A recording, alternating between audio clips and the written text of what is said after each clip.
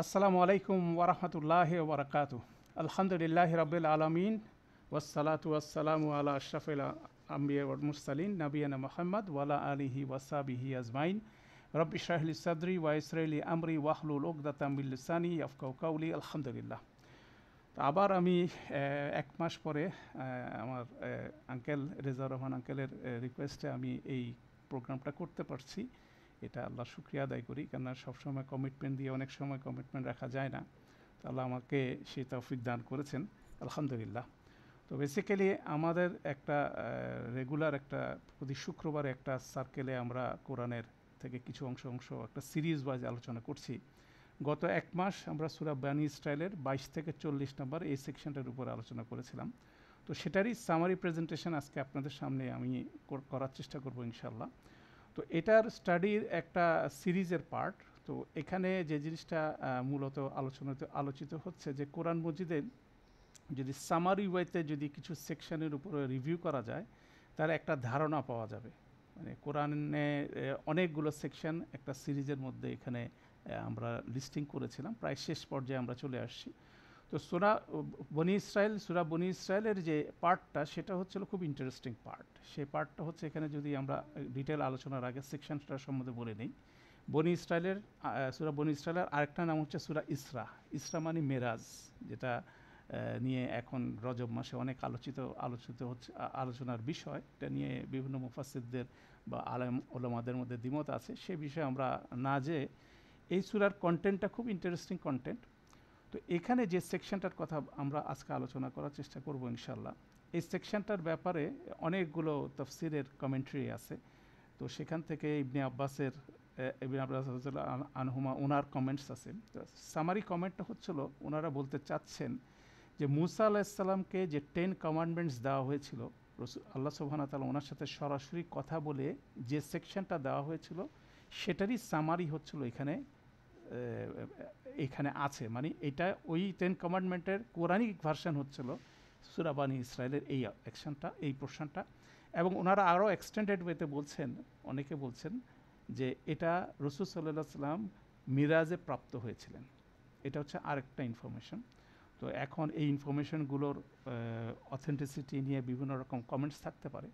তো যাই হোক, এটা যেহেতু নেরেশন এভাবে আসছে, তো আমরা সেভাবে যদি চিন্তা করি, তাহলে আমাদের মানে এটার দৃষ্টিভঙ্গিটা এরকম যে যখন মুসা আলাহিসাল্লামকে আল্লাহ তুর পর্বতে ডেকে নিয়ে এসে এই কমান্ডগুলো দিয়েছিলেন, এটা একটা অন্যরকম একটা বিষয় যে উনি সরাসরি কথাগুলো বললেন। সাধারণত নবী রসুলদেরকে আল্লাহ সুবহানাহু ওয়া তাআলা জিবরিল আলাইহিসসালামের মাধ্যমেই ওহী প্রেরণ করতেন। এটা হচ্ছিল প্রসেস। সেই জন্য আমাদেরকে রসুলের উপর বিশ্বাস আনতে হয়, মালাইকার উপর বিশ্বাস আনতে হয় এবং কিতাবের উপর বিশ্বাস আনতে হয়। তিনটা হচ্ছিল একটা প্যাকেজ।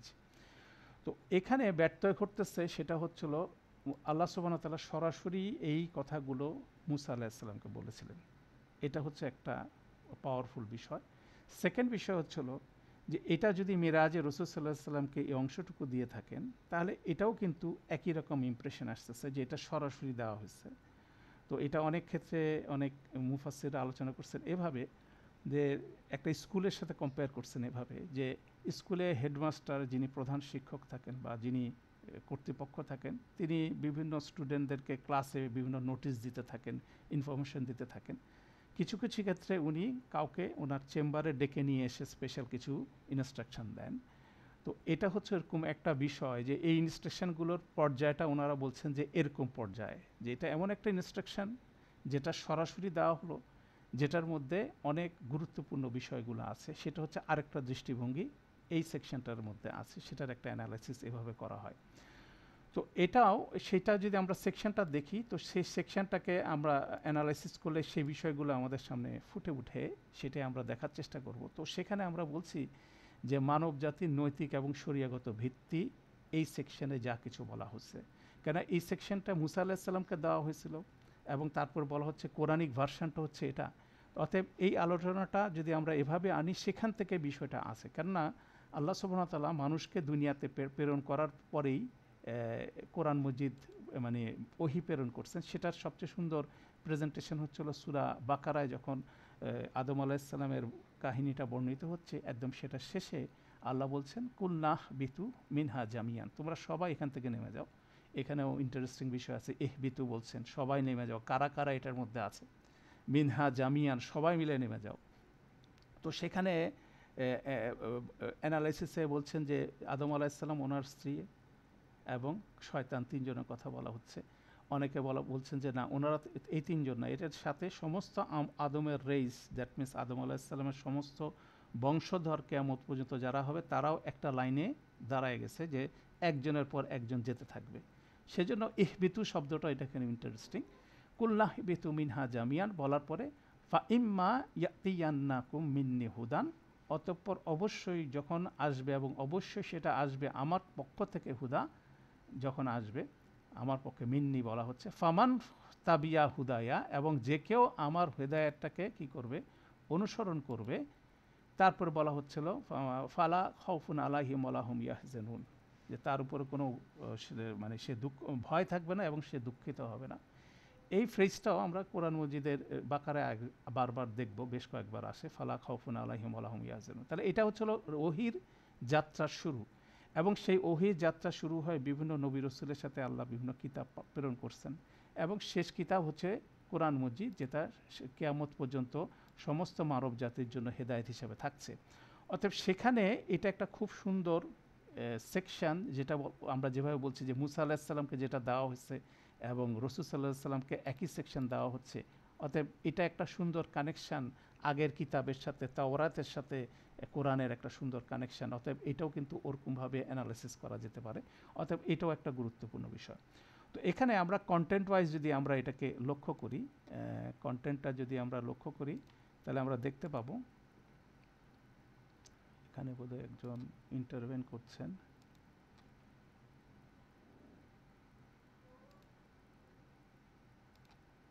আমাদের স্ক্রিন শেয়ারিংয়ে বোধহয় একটু সমস্যা হচ্ছে। আচ্ছা, আমি জাস্ট এই কন্টেন্টটা, যে এই সামারি সেকশনটা 22 থেকে 40 পর্যন্ত যেটা শুরু হচ্ছে, সেটার কন্টেন্টটা আমি খুব তাড়াতাড়ি ওভারভিউ দিয়ে দিই, কেননা এটা একটা বড় আলোচনা, সেখান থেকে আমাদের অনেক সময় লাগবে যদি এটা আমরা রাইট ওয়েতে ম্যানেজ না করতে পারি। বেসিক্যালি এটা শুরু হয়েছে, এই সেকশনটা শুরু হয়েছে 23 নম্বর আয়াত থেকে। আপনি যদি খেয়াল করেন কোরআন মজিদের কম্পোজিশনে, এটা 23 নম্বর থেকে শুরু হয়ে 40 নম্বর পর্যন্ত শেষ হয়েছে। এটা একটা রুকু, মানে রুকু হিসাবে যদি আপনি সেকশন নেন, তো এটা হচ্ছে রুকু। তো এটা রুকি হলেও 22 নম্বর আয়াতটা যেভাবে শেষ হলো আগের রুকু, এটা বেসিক্যালি বলা যায় যে এই সেকশনের শুরু, এভাবে করে এটা বলা যায়। কারণ এখানে 22 নম্বর আয়াতটা শুরু হচ্ছে ওয়ালা তাজ আল মা আল্লাহি ইলাহান আখারা ফা তাকউদা মালুম মাজুমান মাখজুলা। এটা যেমন ব্যবহার এভাবে আসছে, তো এই সেকশনের মধ্যে 39 আয়াত যদি আসেন, দালিকা মিম্মা আহওয়া ইলাইকা রব্বুকা মিনাল হেকমা ওয়ালা তাজা আল মা আল্লাহি ইলাহান আখারা। এটা আমরা বলছিলাম যে আমরা এর আগে সূরা ইউসুফের আলোচনায় আমরা বলছিলাম যে মার্কার কোরআন মজিদে ইন্টারেস্টিং বিষয়, অ্যাঙ্কর মার্কারের কনসেপ্ট। তো এটা ওয়ান সর্ট অফ ব্র্যাকেটের মতো কাজ করে। আল্লাহ যে কথাটাই দিয়ে শেষ শুরু করছেন, একই কথা শেষে বললেন, কেননা এইটা হচ্ছে বেসিক পয়েন্ট। এবং ওয়ালা তাজা আল মা আল্লাহি ইলাহান আখরা, এই স্টেটমেন্টটা বেসিক্যালি লা ইলাহা ইল্লাল্লাহ, এই স্টেটমেন্টটার আরেকটা ভার্সন। যদি আপনি আলোচনা করেন, অ্যানালাইসিস করবেন, ওইটারই আরেকটা ভার্সন এখানে আছে।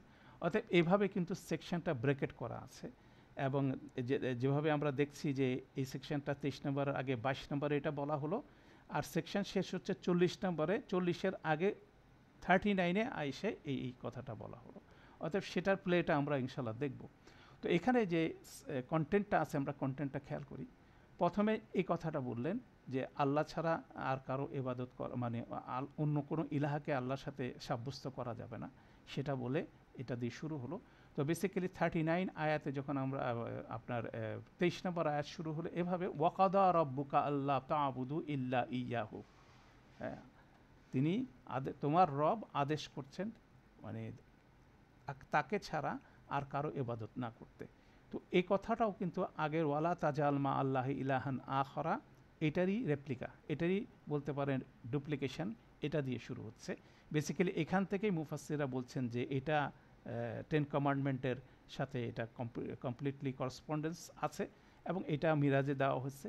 অতএব এখান থেকে যদি আমরা ধরি, ওয়াকাদা রব্বুকা আল্লাহ তা'বুদু ইল্লা ইয়াহু। এটা হচ্ছিল লা ইলাহা ইল্লাল্লাহ, এটার ভার্সনটা। তো এখানে তারপরের থেকে আমরা শেষ পর্যন্ত যা কিছু দেখব সেটা হচ্ছিল বেসিক্যালি দেখব আমরা বান্দার হকের ব্যাপারে কথা বলা হচ্ছে। দুইটা হক, একটা হচ্ছে আল্লাহর হক আর একটা হচ্ছে বান্দার হক। আপনি যদি শরিয়াগত আমরা আলোচনা করি তাহলে এই দুইটা কম্পোনেন্ট থাকে। একটা ছোট্ট বাক্য দিয়ে এটা কি করলো, আল্লাহ সুবহানাহু ওয়া তাআলা বলে দিলেন যে আল্লাহ ছাড়া অন্য কাউকে ইলাহ হিসাবে গ্রহণ করা যাবে না, ইবাদত করা যাবে না, এবং আল্লাহ ছাড়া আর কারো ইবাদত করার জন্য, এগুলো সবগুলো একই ভার্সনের কথা বলার পরে এই আয়াতের ভিতরে আল্লাহ বললেন ওয়াবিল ওয়ালিদাইনি ইহসানা, পিতামাতার সাথে সর্বোত্তম ব্যবহার আচরণ করতে হবে, সেই জিনিসটা এখানে বললেন। বলে এই আয়াতের মধ্যেই আরও কিছু কথা বললেন। ইম্মা ইয়াবলুগান্না ইনদাকাল কিবারা আহাদুহুমা আও কিলাহুমা ফালা তাকুল্লাহুমা উফফিন ওয়ালা তানহারহুমা ওয়াকুল্লাহুমা কাউলান কারীমা ওয়াকফিদ লাহুমা জানাহা যুল্লি মিনার রাহমাতি ওয়াকুর রাব্বিরহামহুমা কামা রাব্বায়ানি সাগীরা। তারপর রব্বুকুম আলামু বিমা ফি নুফুসিকুম ইন তাকুনু সলিহিনা ফা ইন্নাহু কানা লিল আওয়াবিনা গফুরা। বেসিক্যালি এখানে ওয়াবিল ওয়ালিদাইনি ইহসানান, এই ফ্রেজটারই ফার্দার ডেসক্রিপশন হচ্ছে এখান পর্যন্ত আসছে। তাহলে আমরা যদি এখানে এটাকে সামারি করি, পিতামাতার প্রতি সর্বোত্তম আচরণ করতে হবে, তার আগে আল্লাহ ছাড়া আর কারো ইবাদত করা যাবে না, সেটাকে একই কম্পোজিশনের মধ্যে আল্লাহ ঢুকালেন। তাহলে এটারও ডেফিনেটলি ইমপ্লিকেশন আছে।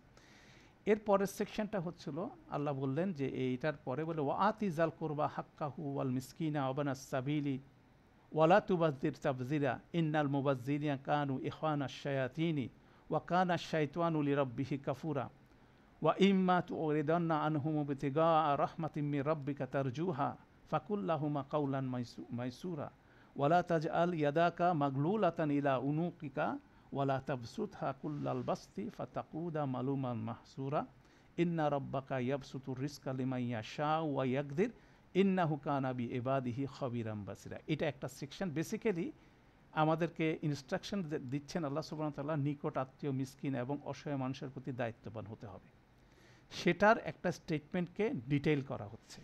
বেসিক্যালি ওয়াতিজাল কুরবা হাক্কাহু ওয়াল মিসকিনা ওয়াবানাস সাবিলি ওয়ালা তুবাযজির তাবযিরা, এই সেকশনটাকেই ফার্দার আরও সাবজেক্ট হচ্ছে এটা যে আপনার আমার আশেপাশে যারা আছে তাদের প্রতি আমাদের ফাইন্যান্সিয়ালি এবং সব রকম আসপেক্টে তাদেরকে সহযোগিতা করতে হবে, সেটা হচ্ছে আরেকটা পার্ট, এটা সেকেন্ড পার্ট। এরপরে আমরা দেখব যে তিনটা কথা বলা হচ্ছে, ওয়ালা তাকতুলু আওলাদাকুম খাশিয়াতে ইমলাক, দারিদ্র্যের ভয়ে সন্তানকে হত্যা করো না, নাহনু নারযুকুহুম ওয়া ইয়্যাকুম, আমরাই তো তাদেরকে রিজিক দেই এবং তোমাদেরকেও দেই, ইন্না কাতলাহুম কানা খিতআন কাবীরা, নিশ্চয়ই তাদের হত্যাটা হচ্ছিল সবচেয়ে বড় ধরনের একটা পাপ। তাহলে দারিদ্র্যের ভয়ে সন্তানকে হত্যা করা যাবে না, সেটার একটা ইনস্ট্রাকশন। তারপর বলছে ওয়ালা তাকরাবু জিনা, জিনার ধারে কাছে যাওয়া যাবে না, ইন্নাহু কানা ফাহিশাতান ওয়া সাআস সাবিলা, এবং এটা হচ্ছে একটা মন্দ পথ, তাহলে জিনা সম্পর্কে বলা হচ্ছে। তারপর আবার ফিরে আসছে ওয়ালা তাকতুলুন নাফসাল্লাতি হাররামাল্লাহু ইল্লা বিল হক, কোনো ন্যায়সঙ্গত কারণ ছাড়া আল্লাহ যেগুলো মানুষকে হত্যা করা যাবে না, মানুষ হত্যা করার ব্যাপারে নেগেটিভ। তাহলে তিনটা কথা এখানে, সন্তানকে দারিদ্র্যের ভয়ে হত্যা করা যাবে না, জিনার ধারে কাছে যাওয়া যাবে না, এবং অন্যায়ভাবে মানুষকে হত্যা করা যাবে না, এবং সেটার ব্যাপারে একটু ফার্দার ডিটেইল আছে। সেখানে বলা হচ্ছে এরকমভাবে ওয়ামান কুতিলা, এবং যাকে হত্যা করা হলো মাজলুমান অন্যায়ভাবে, ফাকাদ জাআলনা লিল ওয়ালিহি সুলতানান, তার ওয়ালি, তার যারা অভিভাবক বা তার যারা আত্মীয় স্বজন তাদেরকে এম্পাওয়ার করা হইল, ফালা ইউসরিফ ফিল কতল, এবং হত্যার ব্যাপারে বাড়াবাড়ি করা যাবে না, ইন্নাহু কানা মানসুরা, অর্থাৎ হত্যার বিষয়টা কীভাবে হ্যান্ডেল করতে হবে সে সম্বন্ধে একটা ইনস্ট্রাকশন এখানে আছে। তাহলে এখানে আমরা দেখা যাচ্ছে যে এই তিনটাকে একসাথে করলে দারিদ্রতার কারণে সন্তান হত্যা করা যাবে না, জিনার ধারে কাছে যাওয়া যাবে না, অন্যায়ভাবে মানুষ হত্যা করা যাবে না, এই ধরনের একটা ইনস্ট্রাকশন এখানে আছে। এটার পরের সেকশনটা হচ্ছে ওয়ালা তাকরাবু মাল আল ইয়াতিমা ইল্লা বিল্লাতি হিয়া আহসানু হাত্তা ইয়াবলুগা আশুদ্দা, ইয়াতিমের মালের ধারে কাছে যাওয়া যাবে না, ইয়াতিমের ব্যাপারে সেন্সিটিভিটির কথা বলা হচ্ছে, এটাকে আলাদা একটা সেকশন করা হলো। তারপর বলো ওয়া আউফু বিল আহদি, এবং প্রতিজ্ঞা যা কিছু করা হবে সেটা পূরণ করতে হবে, ইন্নাল আহদা কানা মাসউলা, যত ধরনের কমিটমেন্ট আমরা করি এটা ইমপ্লাইড হতে পারে, এক্সপ্লিসিট হতে পারে, যেটা আমরা মৌখিকভাবে করি বা যেটা আমার উপরে বর্তায় সব কিছুর ব্যাপারে জিজ্ঞাসা করা হবে। এটার সাথে এটাকে ট্যাগ করা হলো একসাথে, আরেকটা সাবজেক্ট। তারপর বলা হলো আউফুল কাইলা ইজা কিলতুম, যখন ওজন করা হয় তখন যাতে এটা পরিপূর্ণভাবে ওজন দেওয়া হয়। ওয়াজিনু বিল কিস্তাসিল মুস্তাকিম, এবং দাড়িপাল্লার স্ট্যান্ডার্ডটা ন্যায্য হতে হবে, সঠিক দাড়িপাল্লায় ওজন করতে হবে, মানে সেখানে একটা ন্যায্যতা প্রতিষ্ঠা করতে হবে। যালিকা খয়রুম ওয়া আহসানু তাউইলা, এবং সেটাই হচ্ছে সবচেয়ে উত্তম এবং উত্তম পন্থা, সেটা হিসেবে বলা হচ্ছে। তাহলে এটাও কিন্তু আরেকটা প্রিন্সিপাল, ওজনে কম দেওয়া যাবে না, যথাযথ ওজন দিতে হবে, এবং এক্সচেঞ্জ ওজনের করার পদ্ধতিটাও হতে হবে ন্যায্যভাবে হতে হবে। অতএব এটা আরেকটা প্রিন্সিপাল এখানে বর্ণনা করা হলো। তারপরে বর্ণনা করা হলো ওয়ালা তাকফু মা লাইসা লাকা বিহি ইলম, যে বিষয়ে আমাদের কোনো জ্ঞান নেই, যে বিষয়ে আমাদের কোনো কাছে কোনো প্রমাণ নাই, সেই বিষয় অন্বেষণ করা যাবে না, সেটার পিছনে দৌড়ানো যাবে না, মানে কুসংস্কারের পিছনে দৌড়ানো যাবে না, আরও অনেক কিছু এটা কভার করতেছে। তারপর বলা হচ্ছে ইন্না সামওয়া ওয়াল বাসারা ওয়াল ফুয়াদা, নিশ্চয় শ্রবণ, দৃষ্টি এবং ফুয়াদ মানে এটা হার্ট, টেম্পটেড হার্ট আমরা বলি, মানে উত্তেজিত হৃদয়, এটা একটা অসাধারণ বিষয়। কুল্লু উলাইকা কানা আনহু মাসউলা, এবং তাদের প্রত্যেককে জিজ্ঞাসা করা হবে। তাহলে এইটা একটা খুব পাওয়ারফুল একটা ইনস্ট্রাকশন আল্লাহ সুবহানাহু ওয়া তাআলা দিচ্ছেন। এটার তাফসির বিশাল, হ্যাঁ, তো এটার তাফসিরটা বিশাল। কারণ হচ্ছে বলছে যে লজিক ছাড়া যুক্তিযুক্ত, মানে কোনো অযৌক্তিক কোনো কিছুর পিছনে দৌড়ানো যাবে না। কেন আল্লাহ সুবহানাহু ওয়া তাআলা মানুষকে মানে শ্রবণের শক্তি দিছে, দেখার শক্তি দিছে, পাশাপাশি সেগুলো অনুভব করা, মানে বিবেচনায়, তিনটাকে একসাথে যদি আমরা কম্বাইন করি, বিবেচনা করার একটা শক্তি দিছে। সেই বিবেচনা করেই সব কিছু গ্রহণ করতে হবে এবং ত্যাগ করতে হবে। অতএব এটা যদি করতে না পারি, তাহলে অবশ্যই এই ফ্যাকাল্টিগুলোকে কি করা হবে, জিজ্ঞাসা করা হবে, মানে এগুলোর জন্য আমাদেরকে অ্যাকাউন্টেবল হতে হবে। এটার কিন্তু তাফসির হচ্ছে বিশাল বড়, তাই না? এটা আরেকটা প্রিন্সিপাল এখানে বলা হচ্ছে, লা তাকফু মা লাইসা লাকা বিহি ইলম। দ্যাট মিনস মানে না জেনে কোনো কিছুর পিছনে যেমন ধাবিত হওয়া যাবে না, আর মানুষের নর্মাল টেন্ডেন্সি হচ্ছে মানুষ ধাবিত হবেই, অতএব জ্ঞান অর্জন আমাদের করতেই হবে। এগুলোর অনেকগুলো ব্যাখ্যা আছে, তো এটা আরেকটা প্রিন্সিপাল এখানে বলা হলো। এবং এটা যদি মানুষ না করে, তখন মানুষ যেটা করে, ওয়ালা তামশি ফিল আরদি মারাহা, গর্বভরে দুনিয়াতে চলাচল করো না। দ্যাট মিনস এক্সপ্রেশনটা আগের আয়াতের সাথে একটা সুন্দর লিঙ্ক আছে। এটা আরেকটা প্রিন্সিপাল, ইন্নাকা লান তাখরিকাল আরদা ওয়ালান তাবলুগাল জিবালা তুলা, এটাকে আরও কোয়ালিফাই করতেছে যে তোমরা পৃথিবী ছিদ্রও করতে পারবা না, আর পর্বতের থেকে দম্ভ করে এটার চেয়ে উঁচু হতে পারবা না। সেভাবে এই স্টেটমেন্টটা হচ্ছে লা তামশিফিল আরদে মারাহা। তারপর বলা হচ্ছে এই সবগুলোকে বান্ডেল করে বলা হচ্ছে কুল্লু দালিকা কানা সাইয়্যুহু ইনদা রাব্বিকা মাকরুহা, এই যা কিছু নিষেধ করা হলো এগুলো তোমার রবের কাছে অত্যন্ত মন্দ একটা কাজ এবং নিন্দনীয় কাজ। তারপর বলা হলো যালিকা মিম্মা আহওয়া ইলাইকা রব্বুকা, এটাই তোমার রব তোমার কাছে ওহির মাধ্যমে প্রেরণ করলো, মিনাল হেকমা, এটা হেকমতের বিষয়, ঠিক আছে, এটা হেকমতের বিষয়। আবার ব্রেকেট শেষ হলো ওয়ালা তাজাল মা আল্লাহি ইলাহান আখারা, আল্লাহ ছাড়া আর কাউকে ইলাহ হিসাবে গ্রহণ করা যাবে না, আল্লাহর সাথে শিরক করা যাবে না। ফাতুল কুফি জাহান্নামা মালুমান মাদহুরা, আর যদি এটা করো তাহলে সেক্ষেত্রে তোমাদেরকে কি নিক্ষেপ করা হবে জাহান্নামে, মালুমান মাদহুরা, আর একটা ফ্রেজ, নিন্দিত হয়ে এবং পরিত্যক্ত হয়ে। এইভাবে 39 যখন শেষ হলো, 39-এর পরে 40 নাম্বার স্টেটমেন্টে যখন আমরা আসব, তখন দেখব যে এখানে 40 নাম্বার আয়াতে আরেকটা নতুন আয়াত, এমন একটা আয়াত আসতেছে, এটা আমি বের করে দেখাই। এটার সাথে আপেক্ষিকভাবে মনে হয় যে কোনো মানে রিলেশন নাই। বলেছে আল আফা আসফাকুম রব্বুকুম বিল বানিনা ওয়াত্তাখাযা মিনাল মালাইকাতি ইনাসা ইন্নাহুম লাতাকুনু কাউলান আযীমা, তবে কি তোমাদের প্রভু তোমাদেরকে ভূষিত করেছেন পুত্র সন্তান দিয়ে, এবং তিনি নিয়েছেন মালাইকাদের থেকে কন্যা সব, নিশ্চয় তোমরা যা তো বলছো এক ভয়ানক কথা। এই আয়াতটা এই সেকশনের শেষে অ্যাড করা হলো, যেমন 40-এর রুকু। তাহলে এতক্ষণ যা আলাপ করলাম সেটার সাথে 40 নম্বর আয়াতের সরাসরি কানেকশন পাওয়া যায় না, তো সেটাও একটা আলোচনা আছে, সেটা কিভাবে কানেক্টেড হয়। তো আমরা যেটা আজকে কনসেন্ট্রেশন করার চেষ্টা করব, আমরা যে জায়গাটাতে, সে জায়গাটাতে আমরা দেখা গেলো যে সাবজেক্টগুলো বলা হলো, এটাকে আমরা বলতে চাচ্ছি যে এটা হচ্ছিল মানব জাতির জন্য নৈতিক এবং শরিয়াগত ভিত্তি এটার ভিতরে আছে। এখন এই জিনিসটা আর একটু যদি আমরা চিন্তা করি, এটা বিষয়টা আসলে কি, যে আল্লাহ দুনিয়াতে মানুষ পাঠানোর সাথে সাথে মানুষের বিশ্বাসের একটা ফ্রেম আছে, মানে সে কিসে বিশ্বাস করবে, এবং তার নৈতিকতার একটা ফ্রেম আছে, কি কি নৈতিকতা তার মধ্যে থাকবে, মোরালস আমরা ইংরেজিতে বলি বিলিফ অ্যান্ড মোরাল, এই দুইটা জিনিস। তারপর হচ্ছিল তার রুলস রেগুলেশন, কি করিলে কি হবে, তাকে অ্যাডমিনিস্ট্রেশন করার ক্ষেত্রে তাকে কিছু জিনিস করতে নিষেধ করা হয়েছে, কিছু করতে বলা হয়েছে, সেগুলো যদি সেটি ব্যর্থ ঘটে তাহলে সেখান থেকে তার পরিণতিটা কী হবে। তো বেসিক্যালি এই তিনটা জিনিস যদি আমরা ধরি, বিশ্বাস, নৈতিকতা এবং শরিয়াগত আইন কানুনের যে বিষয়, এই তিনটাই বেসিক্যালি আল্লাহ সুবহানাহু ওয়া তাআলা মানুষকে পথ নির্দেশ হিসাবে পাঠাইছেন, দুনিয়াতে পাঠাইছেন। প্রথম দুইটা জিনিস আদম আলাইহিস সালাম থেকে শুরু করে রাসূল সাল্লাল্লাহু আলাইহি সাল্লাম পর্যন্ত এই দুইটার কোনো রকম পরিবর্তন হয়নি।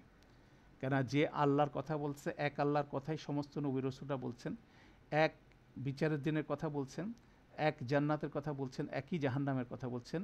অতএব আল্লাহর উপর বিশ্বাস, পরকালের উপর বিশ্বাসের ব্যাপারগুলোতে কোনো রকম ডিফারেন্সের কোনো কিছু নাই। এটা হচ্ছিল বিশ্বাসের জায়গাটা একেবারে অপরিবর্তিত। ইভেন কি নৈতিকতার বিষয়গুলো কিন্তু একই জিনিস, আমার মোরাল বিষয়গুলো একই জিনিস। আর শরিয়াগত বিষয়ে কিছু কিছু জায়গায় পরিবর্তন হয়েছে, সেটা বিভিন্ন নবী রাসূল বিভিন্ন রকম শরিয়া নিয়ে আসছেন পর ওনার জেনারেশনের জন্য, সেটার জায়গায় কিছু ভিন্নতা থাকতে পারে, কিন্তু বেসিক বিষয়গুলো কিন্তু এই তিনটা ভাগে ভাগ করলে এখন শরিয়াগত বিষয়গুলো বেসিক্যালি বিশ্বাস এবং নৈতিকতার বিষয়গুলোর জন্য মানুষের যে করণীয় এবং বর্জনীয় যা কিছু আছে সেটার উপর ভিত্তি করেই এই জিনিসটা, শরিয়ার জিনিসটা তৈরি হচ্ছে, বিভিন্ন নবী রাসূল বিভিন্নভাবে বলছেন।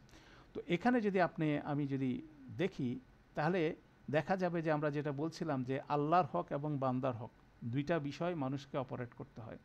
তো এখানে একটা আয়াত দিয়ে ওয়াকাদা রব্বুকা আল্লাহ তা'বুদু ইল্লা ইয়াহু, এতটুকুই আল্লাহ সুবহানাহু ওয়া তাআলা বললেন ওনার ব্যাপারে।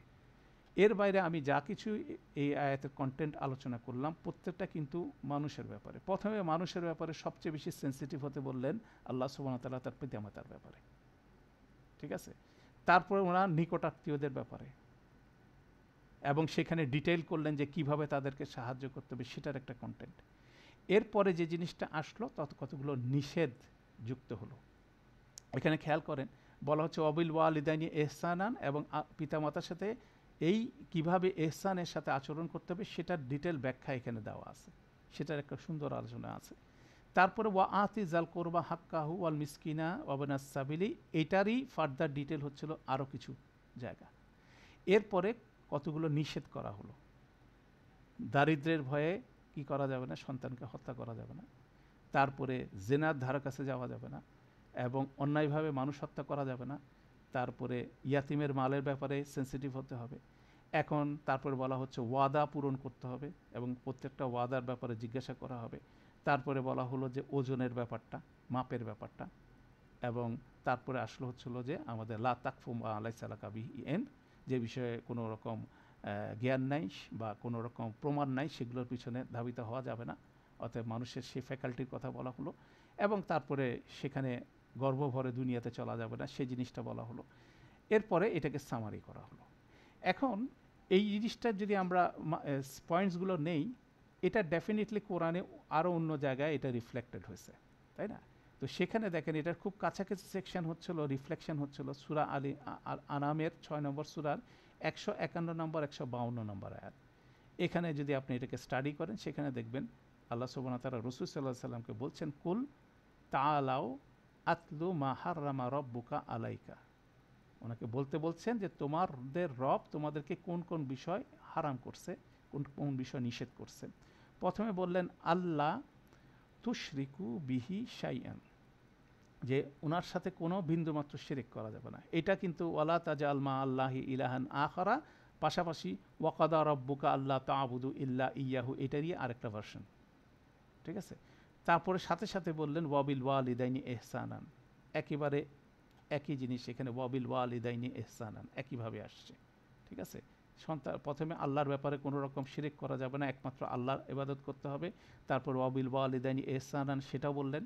বলার পরে তারপরে দানের ব্যাপারটা, আত্মীয় স্বজনের দানের ব্যাপারটা, এটা এভাবে সরাসরি এখানে এই সূরা আনামের জায়গায় নাই। এটা গ্যাপ দিয়ে তারপরে যে জিনিসটা চলে আসতেছে, ওয়ালা তাকতুলু আওলাদাকুম মিন ইমলাক নাহনু নারযুকুহুম ওয়া ইয়্যাকুম। দেখেন এটাও আসতেছে ওয়ালা তাকতুলু আওলাদাকুম খাশিয়াতা ইমলাক নাহনু নারযুকুহুম ওয়া ইয়্যাকুম। একই ফ্রেজ, একেবারে কপি পেস্ট বলতে পারেন, সেটা সেভাবে আসছে। ইন্না কতলাহুম কানা খিতান কাবিরা, এটা এখানে নাই। এটার ফার্দার এমফেটিক একটা এক্সপ্রেশন স্টেটমেন্ট, সেটা এখানে নাই। সাথে সাথে একই আয়াতে বলা হচ্ছে ওয়ালা তাকরাবুল ফাহেশার ধারে কাছে যাওয়া যাবে না। এটা হচ্ছে ওয়ালা তাকরাবু জিনা ইন্নাহু কানা ফাহিশাতান ওয়া সাআ সাবিলা, একই স্টেটমেন্ট।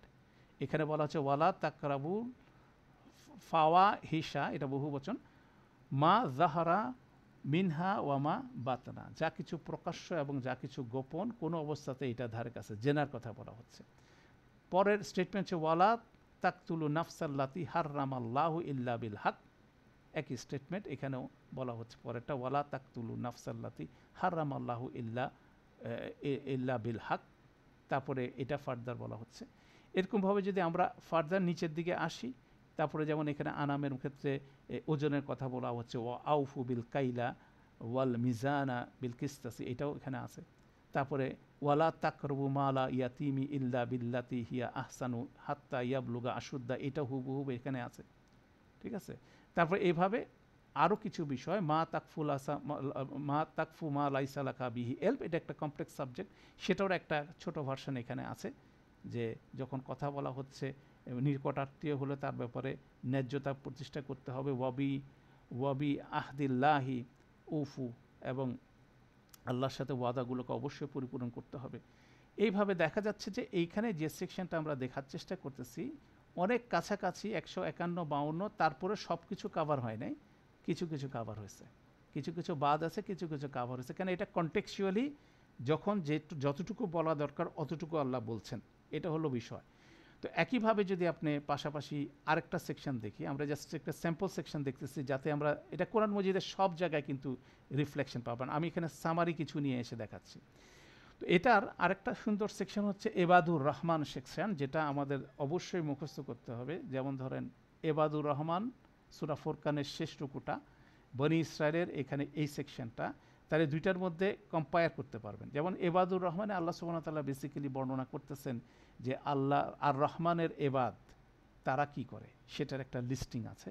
তো সেই লিস্টিংটাকে যদি আমরা ক্রস করি, সেখানেও দেখবেন যে এই সাবজেক্টগুলো অন্য ওরিয়েন্টেশনে আসছে। ওয়াল্লাযিনা লা ইয়াদুনা মা আল্লাহি ইলাহান আখিরা, একই কথা। এখানে যদি আপনি বলেন ওয়ালা তাজআল মা আল্লাহি ইলাহান আখিরা, এই স্টেটমেন্টটা এখানে বলা হচ্ছে ওয়াল্লাযিনা, ইয়াবাদুর রহমান কি করে, লা ইয়াদুনা মা আল্লাহি ইলাহান আখিরা, তারা আল্লাহ ছাড়া অন্য কোনো ইলাহাকে তারা ডাকে না। হ্যাঁ, এটা বললেন। সাথে সাথে একই আয়াতের মধ্যে দেখেন ওয়ালা তাকতুলুন নাফসাল্লাতি হাররামাল্লাহু ইল্লা বিল হক, ওই যে দেখেন হত্যা সংক্রান্ত যে নিষেধটা সেটাও ঢোকা হলো, ওয়ালা ইয়াজনুন, এবং তারা জিনা করে না। তারা আল্লাহর সাথে শিরক করে না, তারা অন্যায়ভাবে কাউকে হত্যা করে না, তারা জিনা করে না। তারপর এটাকে একসাথে একই আয়াতের মধ্যে নিয়ে বলা হচ্ছে ওয়ামান ইয়াফাল জালিক, এবং যে এটা করে ইয়ালকা আসামা। হ্যাঁ, তো এভাবে দেখা যাচ্ছে এবাদুর রহমানের এই বড় সাবজেক্টের মধ্যে তিনটাকে আরেকভাবে সামারি করা হচ্ছে। এখন ওয়াবিল ওয়ালিদাইনি ইহসানা, এটা কোরআন মজিদের বিভিন্ন জায়গায় বারবার রিপিট হয়ে আসছে। এটা আমরা আরেকটা সাবজেক্ট হিসেবে আলাদা দেখব ইনশাআল্লাহ। এটা এবাদুর রহমানে কীভাবে আসছে, ওয়াল্লাযিনা ইয়াকুলুনা রব্বানা হাবলানা মিন আজওয়াজিনা ওয়া যুররিয়াতিনা কুররাতা আউইন ওয়াজআলনা লিল মুত্তাকিনা ইমামা, এই দোয়াটাও কিন্তু এটার সাথে কমপ্লাই করে, ঠিক আছে, কাছাকাছি। তারপরে এখানে যেমন আমাদের আত্মীয় স্বজন, নিকট আত্মীয় স্বজন, মানে মিসকিন এবং অবেনেস সাবিল, এদেরকে দানের ব্যাপারে আরেকটা যে সেকশনটা আছে, এটা এবাদুর রহমান কীভাবে বলছে, ওয়াল্লাযিনা ইযা আনফাকু, এবাদুর রহমান যখন খরচ করে, লাম ইউসরিফু ওয়ালাম ইয়াকতুরু ওয়া কানা বাইনা যালিকা কওয়ামা, তারা অতিরিক্ত করে না, কৃপণতাও করে না, মাঝামাঝি অবস্থানে করে।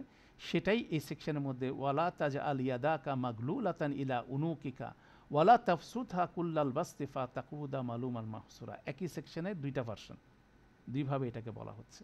তো এরপরে যদি আপনি বলেন আমরা হত্যা জেনার কথাটা এখানে কভার করলাম, এইভাবে বেসিক্যালি এবাদুর রহমানের মধ্যে আসছে মা তাকফুল মা লাইসালাকা বিহি এলম। এই আয়াতের কনসেপ্টটা এখানে কাভার হচ্ছে ওয়াল্লাযিনা ইয়াশহাদুনা যুরা ওয়া ইজা মাররু বিল লাগউই মাররু কিরামা। এটা ওয়াল্লাযিনা ইজা যুক্কিরু বিআয়াতি রাব্বিহিম লাম ইয়াখিরু আলাইহা সুম্মা ওয়া উমিয়ানা। এভাবে করসপন্ডেন্স হচ্ছে। বাকিগুলো দেখেন অন্যগুলো কিন্তু অতটুকু নাই। এবার আসেন আমরা এই আলোচনার শেষে সূরা লোকমানের 12 থেকে 19 নম্বর সেকশন। আমরা জানি এই সেকশনটা বেসিক্যালি লোকমান হাকিম ওনার সন্তানকে প্রিচ করতেছেন, ওনাকে ওয়াজ করতেছেন, এইটাই বর্ণিত হচ্ছে। তো সেই সেকশনটা যদি আমরা খেয়াল করি, এটা শুরু হচ্ছে এভাবে। সেখানে বলা হচ্ছে ওয়ালাকাদ আতাইনা লোকমান আল হেকমাতা আনিশকুরিল্লাহ। ওয়ালাকাদ আতাইনা, অবশ্যই আমরা লোকমানকে হেকমত দিয়েছিলাম, এবং তার হেকমতের রেজাল্ট হচ্ছিল তার জ্ঞান বুদ্ধির প্র্যাকটিক্যাল অ্যাপ্লিকেশন। উনি সামারি করছেন আনিশকুরুল্লাহ, আল্লাহর শুকরিয়া আদায় করতে হবে। ওয়ামান ইয়াশকুর ফা ইন্নামা ইয়াশকুরু লিনাফসিহি ওয়ামান কাফারা ফা ইন্নাল্লাহা গনিয়ুন হামিদ। ওয়া ইজ ক্বালা লুকমানু লিবনিহি ওয়া হুয়া ইয়াইজুহু ইয়া বুনাইয়া লা তুশরিক বিল্লাহ ইন্নাশ শিরকা লা যুলমুন আযীম। তাহলে লোকমান হাকিম ওনার হেকমতের থেকে যেটা উনি বুঝতে পারছেন সেটা হচ্ছে আল্লাহর শুকরিয়া আদায় করতে হবে, আল্লাহর সাথে শিরিক করা যাবে না। এইভাবে সন্তানকে এই জিনিসটা উনি বললেন। সেটাই দেখেন এখানে আমাদের ওখানে কি আমাদের যে সেকশনটা আলোচনা করছি সূরা বনী ইসরাইলের, সেখানের সেই সেকশনে ঘুরে যাই। সেটা হচ্ছে ওয়ালা তাজআল মা আল্লাহি ইলাহান আখারা ওয়া কাদা রাব্বুকা আল্লা তা'বুদু ইল্লা ইয়াহু। ওইভাবে এটা সামারি হচ্ছে। এরপরে লোকমান হাকিম এটা স্টেটমেন্ট দেওয়ার পরে এরপরেরটা কি বললেন? প্রথমে বললেন আল্লাহ ছাড়া আল্লাহর সাথে শিরক করা যাবে না। পরেরটা বললেন ওয়াসাইনাল ইনসানা বিওয়ালিদাইহি, পিতা মাতার সাথে উত্তম আচরণ করার জন্য বললেন। সে তারপরে মার ব্যাপারটা এখানে হাইলাইট করলেন। হামালাতহু উম্মুহু ওয়াহনান আলা ওয়াহনি ওয়া ফিসালুহু ফি আমাইনি আনিশকুর লি ওয়া বিল ওয়ালিদাইয়াকা ওয়া ইলাইয়াল মাসির। এখানে এটা ব্লেন্ড করলেন যে পিতামাতার প্রতি শুকরিয়া আদায় করতে হবে এবং আল্লাহর প্রতি শুকরিয়া আদায় করতে হবে এবং কেননা ওনার কাছে ফিরে যেতে হবে। এটা একটা পাওয়ারফুল কনসেপ্ট যেটা লোকমান হাকিম ওনার সন্তানকে অ্যাডভাইস করলেন। বেসিক্যালি আল্লাহকে রবকে চেনা, যে পিতামাতাকে চিনতে পারে না সে কোনোভাবে রবকে চিনতে পারবে না। তো পিতামাতার দায়িত্ব হচ্ছিল ছোটোবেলা থেকে আল্লাহকে চেনানো। কোনো পিতামাতা যদি তার সন্তানকে আল্লাহকে চেনাতে পারে তাহলে সেই সন্তান কোনোদিন পিতামাতার অবাধ্য হবে না। This is the analogy basically summary. Allah যা কিছু আলোচনা করছেন বিভিন্ন সেকশনে, এটা কিন্তু সামারি অ্যানালজিটা হচ্ছিল এই জায়গায়। তারপরে এখানে বলা হলো ওয়া ইন জাহাদাকা আলা আন তুশরিকা বি মা লাইসা লাকা বিহি ইলম। এই যে দেখেন এখানে সুন্দর একটা শব্দ আছে, এই ফ্রেজটা এখানে বলা হচ্ছে আমাদের এখানে লা তাকফু মা লাইসা লাকা বিহি ইলম, এখানে বলা হচ্ছে মা লাইসা লাকা বিহি ইলম। এটাকে ক্রস করলে দেখা যায় যে বিষয়ে কোনো প্রমাণ নাই সে বিষয়ে আচরণ করা যাবে না। মানে কেউ যদি আমার পিতামাতা যদি বলে কোনো কিছু আল্লাহ সংক্রান্ত ব্যাপারে কোনো কিছু করতে বলে, অবশ্যই আমাকে প্রমাণ নিয়ে সে কাজটা করতে হবে, অন্ধের মতো অনুকরণ করা যাবে না। তারপর বলা হচ্ছে ফালা তুতি হুমা, তাদেরকে এই ব্যাপারে তোমরা অনুসরণ, তাদের এটা মেনে নিও না। কিন্তু এর বিপরীতে ওয়াসাহিব হুমা ফি দুনিয়া মারুফান, কিন্তু তাদের সাথে ভালোভাবে দুনিয়াতে আচরণ করতে হবে। তারপরে বলা হচ্ছে যে নেকবান্দা তাকে অনুসরণ করতে হবে, অতএব সেই ধরনের একটা ইনস্ট্রাকশন আছে। তার লোকমানের সূরা লোকমানের মধ্যে এই ধরনের করসপন্ডেন্সগুলো আছে। তারপর সূরা লোকমানের মধ্যে আরেকটা সেকশন আছে, সেটা হচ্ছে যেটা এখানে আমাদেরকে আলোচনা করা হচ্ছে। এখানে যেটা সূরা বনী ইসরাইলে বলা হলো লা তামশি ফিল আরদি মারাহা, এই আয়াতটা ইন্নাকা লান তাখরিকাল আরদা ওয়ালান তাবলুগাল জিবালা তুলা, এই আয়াতটার তাফসির হচ্ছিল সূরা লোকমানের 18-19 নম্বর আয়াত। এখানে দেখেন ওয়ালা তুসাউবির খদ্দাকালিন নাস, মানুষের কাছে মুখ ভেঙচি করে আচরণ করো না। ওয়ালা তামশি ফিল্মা আরদি মারাহা, একেবারে কপি পেস্ট হয়ে হিসাবে আসতেছে। বেসিক্যালি দুনিয়াতে গর্বভরে চলার যে বিষয়টা সেটা এখানেই এই দুই আয়াতে সুন্দরভাবে বলা হচ্ছে। ওয়ালা তুসাউবির খদ্দাকালিন নাস ওয়ালা তামশি ফিল আরদি মারাহা ইন্নাল্লাহা লা ইউহিব্বুল কুল্লা মুখতালিন ফাকুর ওয়াকসিদ ফি মাইশিকা ওয়াকদুদ মিন সাউতিকা ইন্না আনকারাল আসওয়াতি লা সাউতুল হামির। একদম ডিটেল ওয়েতে এটাকে এক্সপ্লেন করা হচ্ছে এই জায়গায়। অতএব যখন লুকমান হাকিম তার সন্তানকে ডিসক্রাইব করতেছেন, কিন্তু আপনি বলতে পারেন যে রেফারেন্স কিন্তু এই জায়গায় বনি ইসরায়েলের এই সেকশনটার মধ্যে যা কাভার হচ্ছে সেখান থেকে কিছু কিছু এখানে কাভার হচ্ছে। অতএব এটা কিন্তু খুব ইন্টারেস্টিং বিষয় যে এখানে যা কাভার হচ্ছে সেখান থেকে কিছু অংশ নিয়ে আরেক জায়গায় বলা হচ্ছে, বিভিন্ন জায়গায় বলা হচ্ছে। এরপর আমরা আসি সূরা বাকারার 177 নম্বর আয়াত। এই 177 নম্বর আয়াতটাকে বেসিক্যালি বলে গুডনেসের আয়াত, মানে ভালোত্বের ডেফিনেশন কোরআনে এই আয়াতে বলা হয়েছে। আয়াতুল বীর বলা হয়, লাইসাল বিররা আন তুওয়াল্লু উজুহাকুম কিবলাল মাশরিকি ওয়াল মাগরিব ওয়ালাকিন্নাল বিররা। যে বীর মানে ভালোত্বের ডেফিনেশন কি? প্রথম ডেফিনেশন হচ্ছে মান আমানা বিল্লাহি ওয়াল ইয়াউমিল আখিরি ওয়াল মালাইকাতি ওয়াল কিতাবি ওয়ান নাবিয়িন। ঈমানের কথা বলা হচ্ছে। ঈমানের বিষয়টাই হচ্ছে আল্লাহর সাথে, আল্লাহ ছাড়া আর কারো আল্লাহ ছাড়া আর কাউকে ইলাহ হিসেবে গ্রহণ করা যাবে না। ঈমানের প্রথম পরিচয় হচ্ছে ওয়া আতাল মালা আলা হুব্বিহি, মালের প্রতি প্রচণ্ড ভালোবাসা থাকা সত্ত্বেও পাশাপাশি আল্লাহকে ভালোবেসে মাল দান করতে হবে। দুইটা এক্সপ্লেনেশন মুফাসসিররা এই সেকশনে করে। একটা হচ্ছে আল্লাহর প্রতি ভালোবেসে পাশাপাশি মালের প্রতি ভালোবাসা থাকা সত্ত্বেও মাল দান করা। সেখানে অনেকে ম্যাগনিটিউডের কথা বলা হয় যে বেশি পরিমাণ মাল দান করতে হবে। সেটা কাকে করতে হবে? জাল কোরবা ওয়াল ইয়াতামা ওয়াল মাসাকিন। এখন আপনি উচ্চারণ করলে বুঝতে পারতেছেন। জাউইল কোরবা, নৈকট্যের অধিকারী, ওখানে ছিল একই জিনিস। ইয়াতিমের জন্য আলাদা আয়াত আছে বনি ইসরায়েলের, এটা কিন্তু এখানে ঢুকাই দিল এটার ভিতরে। ওয়াল মাসাকিনা ওটার মধ্যে আছে, ওয়াবনাস সাবিল ওটার মধ্যে আছে, ওয়াসাইলিনা ওয়া ফির রিকাব এডিশনাল দুইটা জিনিস এখানে আছে। ওয়া আকামাস সালাতা ওয়া আতুজ যাকা, এটা বনি ইসরায়েলের ওখানে নাই। এটা কিন্তু ওয়ালা তাজাল মা আল্লাহি ইলাহান আখরা, এটার মধ্যে চলে যায়, ইবাদতের যেহেতু পার্ট এটা। ওয়াল মুফুনা বি আহদিহিম ইদা আহাদু, এই ওয়াদা পূরণের বিষয়টাও কিন্তু বনি ইসরায়েলের আয়াতের মধ্যে আছে। ওয়াসসাবিরিনা ফিল বাহসাই ওয়াদ-দাররাই ওয়া হিনাল বাস, এটা হচ্ছিল আগে যা কিছু বলা হলো এগুলো সবরের সাথে এই সব প্রতিপালনে তারা যে কোনো পরিস্থিতিতে তারা সবরের সাথে আগের এই সব কিছু তারা প্রতিপালন করে। উলাইকা হুমুস সাদিকুন, তারাই হচ্ছিল সত্যবাদী। উলাইকা হুমুল মুত্তাকুন, তারা হচ্ছে মুত্তাকি। তার এটাও দেখেন ভালোত্বের ডেফিনেশনে যে এটাও কিন্তু ওখান থেকে আমরা বলতে পারি ওইটার থেকে আরেকভাবে সামারি করে নিয়ে আসা হয়েছে, আরেকভাবে প্রেজেন্টেশন হচ্ছে এটা। তো যাই হোক, এই আলোচনার শেষে মানে এই ধারাবাহিকতার শেষে আমি একটা জিনিস দিয়ে এই সেকশনটা শেষ করব, তারপর আরেকটা জায়গা এই সূরা বনি ইসরায়েলের এই আলোচনার এই 22 থেকে 40 নম্বর আয়াতের মধ্যে দুইটা জায়গা আমি একটু এক্সপান্ড করব আপনাদের জন্য। খুব ইন্টারেস্টিং কিছু ফাইন্ডিংস আছে, সেটা শেয়ার করব। তার আগে এখানে স্ট্রাকচার অনুযায়ী আমরা যে আলোচনাটা করতে পারি, আপনি দেখেন আমরা 22 নম্বর আয়াত যেটা বললাম 23-এর আগেরটা, মানে যেখান থেকে রুকুটা শুরু হয়েছে তার আগের আগেরটা কি? লা তাজআল মা আল্লাহি ইলাহান আখরা, এটা আমরা আলোচনা করছিলাম এই স্টেটমেন্টটা। তারপর বলো এটা আল্লাহ ছাড়া আর কাউকে ইলাহ হিসেবে গ্রহণ করা যাবে না, করতে মানা করা হচ্ছে।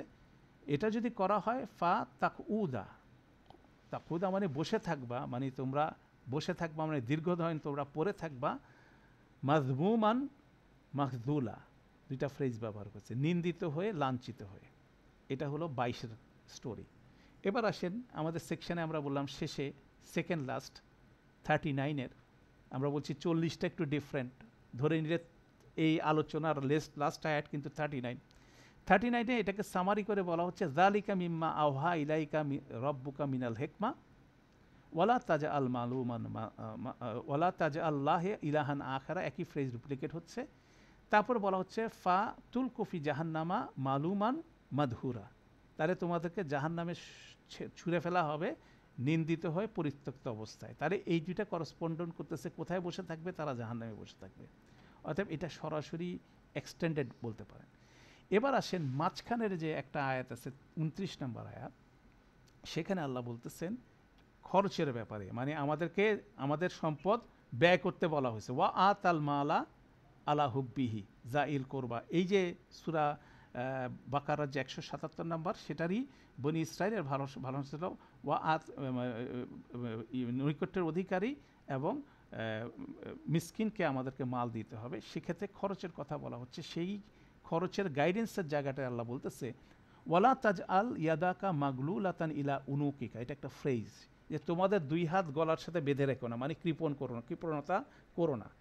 ওয়ালা তাবসুত হা কুল্লাল বাস্তি, এবং দুই হাত দুই দিকে ছড়ায়ও চলো না, মানে সব কিছু ওপেনলি খরচ করো না, এর বিটুইন এই দুইটার মাঝামাঝি চলতে বললেন। আর এটা যদি করো তোরা, তাহলে কি হবে, ফাতাকুদা মালুমান মাহসুরা, তাহলে তোমরা বসে থাকবে নিন্দিত হয়ে, সর্বশান্ত হয়ে। এখন এই তিনটা সেকশনকে যদি আমি সামারি করি, তাহলে এটা ইকুয়েশনের মতো দাঁড়ায়। সেটা হচ্ছিল যে আল্লাহ ছাড়া কোনো ইলাহা, আর কাউকে ইলাহা হিসাবে নেওয়া যাবে না, এই স্টেটমেন্টটার বেসিক্যালি প্র্যাকটিক্যাল ইমপ্লিকেশন হচ্ছিল আমি আমাদেরকে আল্লাহ যে রিজিক দিছে, ওয়ামিম্মা রাযাকনাহুম ইউনফিকুন, সেই রিজিকটা কত জাস্ট ওয়েতে আমরা কি করতে পারতেছি, ব্যয় করতে পারতেছি। কেননা আমি যেটাকে ভালোবাসি সেটার পিছনে ধাবিত হই, সেটার পিছনে আমাদের সমস্ত বলতে পারেন রিজিক বলতে আমি শুধুমাত্র অর্থ সম্পদের কথা বলছি না, সময় সামর্থ্য কিন্তু রিজিকের পার্ট। রিজিকের কিন্তু অনেক জিনিস আছে, আমরা যেটার পিছনে ধাবিত হই সেটার জন্য আমরা সব কিছু এইভাবেই খরচা করি, সেখানে কোনো ব্যালেন্স থাকে না। কিন্তু আল্লাহ যেটা আমাদেরকে রিজিক দিচ্ছেন সেটা কার জন্য খরচ করতে হবে, আল্লাহকে খুশি করার জন্য খরচ করতে হবে। সেখানে সন্তান প্রতিপালন করাও কিন্তু is a part of that, ঠিক আছে, সব জায়গায় সেই। তাহলে দেখা যাচ্ছে ইলাহ, আমরা আল্লাহ ছাড়া আর কাউকে ইলাহ হিসেবে গ্রহণ করছি কি না, সেটার প্র্যাকটিক্যাল বিষয় হচ্ছিল আমরা আমাদের এক্সপেন্ডিচারের ক্ষেত্রে, স্পেশালি আমাদের ধন সম্পদ, আমাদের সামর্থ্য থেকে শুরু করে আমাদের ক্যাপাসিটি, এগুলোর ক্ষেত্রে আমরা কতটুকু ব্যালেন্সড আচরণ করতেছি, এটা হচ্ছে গুরুত্বপূর্ণ। কেন আল্লাহর সচেতনতাটা আমাদেরকে কি সে ব্যালেন্সটা এনে দেবে। যেমন আলহামদুলিল্লাহ আমরা এখানে আজকে আমরা যারা এখানে হাজির আছি এই দর্শের মধ্যে, আমরা একটা সময় দিচ্ছি আল্লাহ রাস্তায়, এর বাইরে এই সময়টা অন্যভাবেও ব্যয় করা যেতে পারত। তো আজকে সারাদিনের মধ্যে এটা বেস্ট সময় বলা যেতে পারে যে আমরা একটা আলোচনার মধ্যে শুনছি অথবা বলছি, অতএব এটা কিন্তু পাওয়ারফুল বিষয়। তো এভাবে এর বাইরে আমরা অনেকভাবে সময় আমরা ব্যয় করি, অতএব এটাও কিন্তু একটা পাওয়ারফুল লেসন। এখানে স্ট্রাকচার থেকে বোঝা যায় যে আপনার আমার আল্লাহ যা কিছু রিজিক দিচ্ছেন সেটা কিভাবে খরচ করতেছি, সেটা হচ্ছে একটা গুরুত্বপূর্ণ বিষয়। তো সেটার কন্টিনিউশন হিসাবে আমি আবার ফিরে যাচ্ছি সেই সেকশনটা। কেন এই জন্য এটা বললাম, আপনি খেয়াল করেন এই সেকশনটা এখানে ডিটেল করা হয়েছে, এখানে দুইটা সেকশন খুব সুন্দরভাবে ডিটেল করা হয়েছে। ওয়াবিল ওয়ালিদাইনি ইহসানান বলতে কি বোঝায়, এটার বেসিক্যালি এখানে ডিটেল করা হয়েছে, আর কোনো জায়গায় আপনি পাবেন না কোরআন মজিদে এই ফ্রেজটা বারবার রিপিট হয়ে আসছে বিভিন্ন জায়গায় একটা ক্লজ হিসাবে। কিন্তু এটা বলতে বেসিক্যালি আক্ষরিকভাবে আল্লাহ কী বোঝাতে চাচ্ছেন সেটা এই পরবর্তী আয়াতগুলোতে বর্ণিত হয়েছে। পাশাপাশি ওয়া আতি জাল কোরবা হাক্কাহু ওয়াল মিসকিনা ওয়াবনাস সাবিলি ওয়ালা তুবাজ্জির তাবজির, এতটুকু ওয়া আতি জাল কোরবা হাক্কাহু ওয়াল মিসকিনা ওয়াবনাস সাবিলি, এটা হচ্ছে ফ্রেজ যেটা আমরা আয়াতুল বীরে দেখলাম কি ওয়া আতিল মালা আলা হুব্বি জিল কোরবা ওয়াল ইয়াতিয়ামা ওয়াল মাসাকিনা, ওভাবে যেমন দেখছি ওইটারই শর্ট ভার্সন, কিন্তু একই কথা বলা হচ্ছে। তারপরে যে ফ্রেজটা এখানে আল্লাহ ব্যবহার করলেন ওয়ালা তুবাজ্জির তাবজিরা, একই আয়াতের মধ্যে কিন্তু ঢুকাই দিলেন। এই ওয়ালা তুবাজ্জির তাবজিরার এটার অনেকগুলো ট্রান্সলেশন আছে, আমার কাছে যেটা খুব পছন্দনীয় ট্রান্সলেশন আমি পাইছি সেটা হচ্ছিল অপচয়ের সাথে অপব্যয় করো না।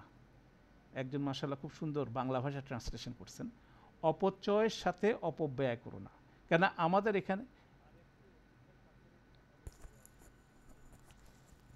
আচ্ছা এখন শোনা যাচ্ছে? আচ্ছা আচ্ছা, তো আমি তাহলে আর একটু, এখন মনে হয় শোনা যাচ্ছে, ঠিক আছে।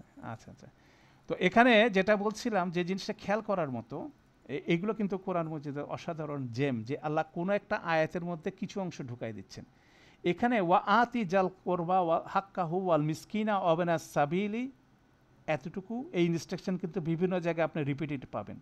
ওয়ালা তুবাদ্দির তাবজিরান, এটা কিন্তু এটার সাথে ইন করে দিলেন, অপচয়ের সাথে অপব্যয় করো না। তাহলে দ্যাট মিনস আমরা অপব্যয় করে থাকি, সেটা যাতে অপচয়ের সাথে না হয়। তাহলে এটা কিন্তু একটা পাওয়ারফুল কনসেপ্ট। যেমন ধরেন আমরা যখন খরচ করি, যেমন ধরেন অনেক ধরনের অপব্যয় করি, যেমন একটা বিয়ের অনুষ্ঠানে যা খরচ হয় পুরাটাই অপব্যয়, এবং এটা যখন অপচয়ের সাথে করা হয় এটা ভয়ঙ্কর ব্যাপার। কেন ওইখানে ওই খরচটা না করে আপনার আমার প্রত্যেকের ফ্যামিলির মধ্যে, পরিবার পরিজনের মধ্যে অনেক বেশি সাইলিন আছে, অনেকেই সাইলিন আছে। তো সেই সাইলিনদের ব্যাপারে আমরা তখন কিন্তু আমাদের কনসার্ন থাকে না। আমি খালি একটা এক্সাম্পল দিলাম, লাইফস্টাইলের মধ্যে দুইটা জিনিস আছে, একটা হচ্ছে নিড, একটা হচ্ছে ওয়ান্ট মানুষের। যেমন আমি পানি খেতে পারি, তৃষ্ণা পেলে আমি কোল্ড ড্রিঙ্কসও খেতে পারি। তো পানি খাওয়াটা আমার নেসেসিটি, কোল্ড ড্রিঙ্কস খাওয়াটা আমার বিলাসিতা, ওটা হচ্ছিল ওয়ান্ট, যেটাকে আমি নেসেসিটি বানায় নিচ্ছি, ওটা এক ধরনের অপব্যয়। কিন্তু ওই অপব্যয়ের সাথে যদি আমি অভ্যস্ত হয়ে যাই, তাহলে সেখানে সেই জন্য এটাকে কি করা হচ্ছে, এটাকে প্রশ্নবিদ্ধ করা হচ্ছে, এটাকে বলা হচ্ছে এটা করা যাবে না। সেটা এই জন্য অ্যাটাচ করা হলো, কেননা আমার দায়িত্ব আছে জাল করবার প্রতি, নৈকট্যের অধিকারের প্রতি, তাদের হকটা আমাকে আদায় করতে হবে। ওয়াল মিসকিন আবেনাস সাবিলি, তাদের হক আদায় করতে হবে। এবং সেটার পিছনে আমাদেরকে প্রথম বাধা কি, ওয়ালা তুবাজ্জির তাবজিরান ইন্নাল মুবাজ্জিরা কানু ইখওয়ানা শায়তান, মানে যারা এই কাজটা করে তারা শয়তানের ভাই। ওয়া কানা শাইতানুল রাব্বিহি কাফুরা, অনেকগুলো শব্দ বাক্য ব্যয় করলেন আল্লাহ সুবহানাহু ওয়া তাআলা। অতএব আমরা যেটা একদম কোনো চিন্তা না করে যে ধরনের খরচ করে ফেলি, সেই জিনিসটার ব্যাপারে আল্লাহ কীভাবে এটাকে আমাদেরকে অ্যাওয়্যার করলেন। তারপর একটা স্টেটমেন্ট আছে, একটা ভিন্ন, ওয়া ইম্মা তুরিদান্না আনহুম বিতাকা রাহমাতিম রাব্বিকা তারজুহা ফাকুল্লাহুমা কাউলান মাইসুরা, এটার আলাদা ব্যাখ্যা আছে, এটার মধ্যে আনবো না। তারপর আল্লাহ বললেন ওয়ালা তাজআল মা ইয়াদাকা মাগলুলাতান ইলা উনুকিকা ওয়ালা তাবসুতহা কুল্লাল বাসতি ফাতাকুদা মালুমান মাহসুরা, এটা আমরা আলোচনা করলাম অলরেডি। শেষে এটা শেষ করলেন ইন্না রব্বাকা ইয়াবসুতুর রিজকা লিমান ইয়াশাউ ওয়া ইয়াকদির ইন্নাহু কানা বিইবাদিহি খবীরাম বাসীরা। তাহলে আল্লাহ সুবহানাহু ওয়া তাআলা এই রিজিকের কথা বললেন, তিনি রব হিসাবে রিজিকের বন্টনটা ওনার হাতে, এবং উনি প্রশস্ততা দান করেন এবং প্রয়োজন অনুযায়ী দেন, এবং উনি অবশেষে ইন্নাহু নিশ্চয় তিনি কানা বিইবাদিহি খবীরান বাসীরা, এন্ড অফ দি ডে প্রত্যেকটা এবাদের ব্যাপারে ওনার সমস্ত উনি অবগত আছেন এবং উনি কন্টিনিউয়াসলি এটার উপর দৃশ্যমান। অতএব এই সেকশনটাও কিন্তু এখানে কি ডিটেল করা হচ্ছে। অতএব অন্যান্যগুলো কিন্তু এক লাইন বলে ছেড়ে দেওয়া হচ্ছে, এটা কিন্তু ডিটেল করা হচ্ছে। অতএব it is a major issue, তাই না?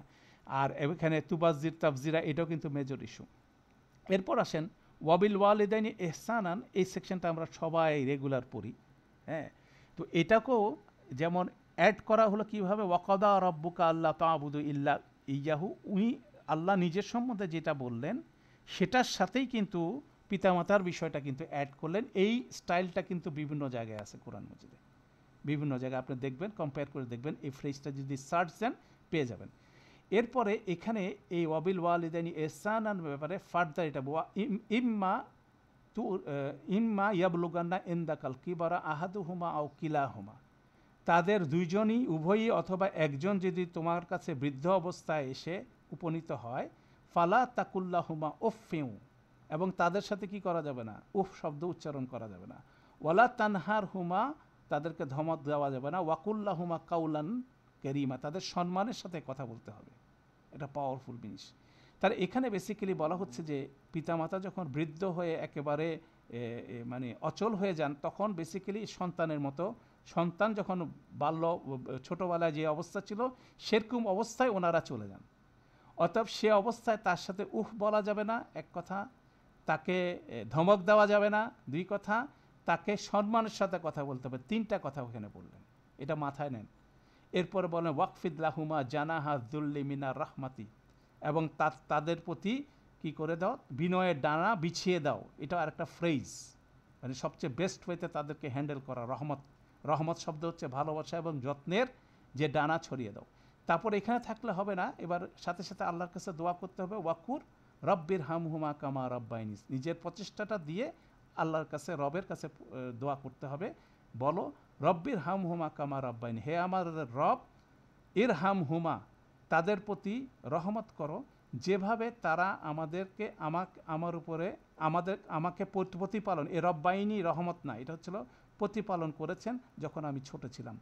এই যে স্টেটমেন্টটা বললেন, এখন এখানে প্রশ্নটা হচ্ছিল এখানে যে এটার সাথে এটা রিলেটেড, যখন বলা হচ্ছে যে ফালা তাকুল্লাহুমা উফিউ, তাহলে এটা ম্যাক্সিমাম প্যারেন্টস, পিতামাতা তার সন্তান যখন ছোট থাকে তখন কেউ উফ এই কথাটা বলে, কেন ছোটোবেলার সন্তানটা অনেক কিছু করে, তো সেটাতে পিতামাতা কোনো সময় বিরক্ত হয় না।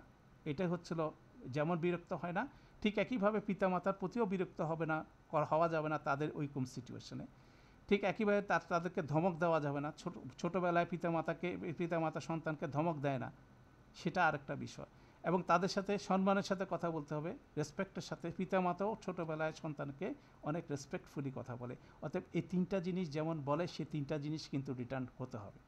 তো এখন ইন্টারেস্টিং বিষয় হচ্ছিলো, এটা আইডিয়াল পজিশন। এখনকার পিতামাতারা কি ছোটোবেলায় সন্তানকে রাইট ওয়েতে ট্রিট করে?